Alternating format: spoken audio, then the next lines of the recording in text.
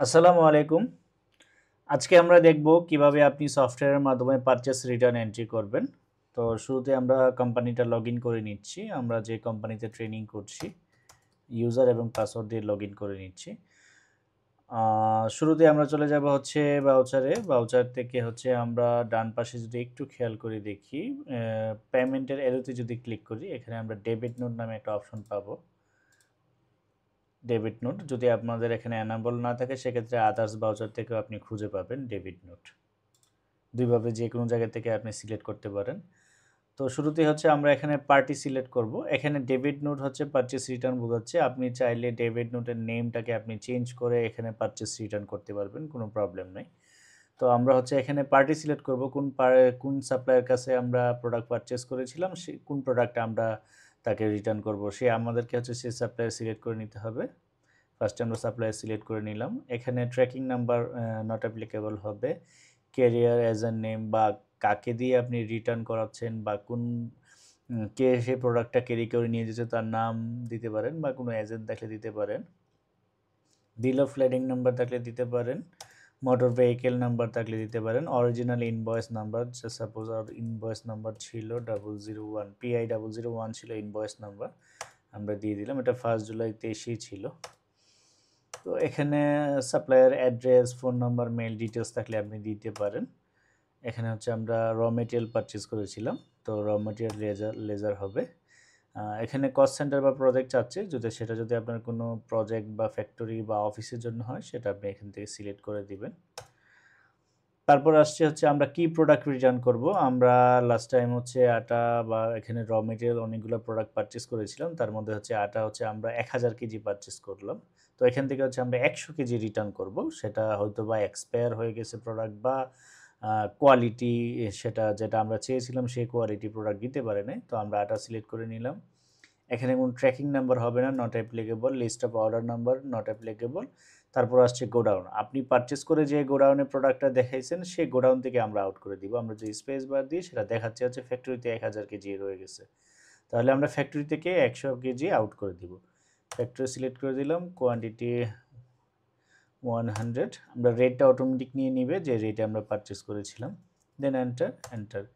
এভাবে যদি একাধিক প্রোডাক্ট পারচেজ করেন সেম প্রসেস, আপনি আইটেম সিলেক্ট করবেন, দেন হচ্ছে আইটেমের রেট কোয়ান্টিটি। সাপোজ এখানে আমরা হচ্ছে বেকিং সোডা আমরা 130 কেজি কিনেছিলাম, এখান থেকে আমরা 10 কেজি রিটার্ন করব। আইটেম সিলেক্ট করে নিলাম। Tracking number not applicable, list of order number not applicable, godown আমরা সিলেক্ট করে নিব। যে গোডাউনে পারচেজ করে রেখেছি সেই গোডাউন থেকে আমরা আউট করে দিব। ফ্যাক্টরি সিলেক্ট করে নিলাম, 10 কেজি আমরা রিটার্ন করব, সিলেক্ট করে দিলাম, রেট অটোমেটিক নিয়ে নেবে। দেন এইভাবে মাল্টিপল আইটেম সিলেক্ট করতে পারবেন। Then enter, enter, enter. এই জায়গায় হচ্ছে আপনাকে মানে পুরো প্রসেসটাকে অ্যাডজাস্ট করতে হবে। আমরা রিটার্ন যে করব সেটা অটোমেটিক কিন্তু এগেইনস্ট রেফারেন্স মার্ক হয়ে গেছে। এই জায়গায় যদি আমরা এন্টার করি তাহলে দেখতে পারবো এই সাপ্লায়ারের কাছ থেকে আমরা কি প্রোডাক্ট পারচেজ করছি। বিল নাম্বার, বিলের ডেট এবং তার অ্যামাউন্ট দেখা যাবে। সেক্ষেত্রে আমরা কোন বিলের এগেইনস্টে পারচেজ করব, ওই যে PI 001 অরিজিনাল ইনভয়েস নাম্বার দিয়েছিলাম সেই বিলের এগেইনস্টে আমরা প্রোডাক্টটা রিটার্ন করতেছি। তো আমরা বিল নাম্বার সিলেক্ট করে দিব, তাহলে ওই বিল নাম্বারটা অটোমেটিক অ্যাডজাস্ট হয়ে যাবে। নির্দেশনে যদি আপনার কোনো রিমার্কস, মন্তব্য বা কোনো ধরনের টেক্সট কমেন্ট লিখতে চান সেক্ষেত্রে আপনি এখানে লিখতে পারবেন। লেখার পর দেন আমরা এন্টার, এন্টার করে সেভ দিয়ে দিব। এখন আমরা যদি স্টকের সামারিটা দেখি একটু, তাহলে হচ্ছে স্টক সামারিতে দেখা যাচ্ছে, আমরা পিরিয়ডটা ঠিক করে নিচ্ছি।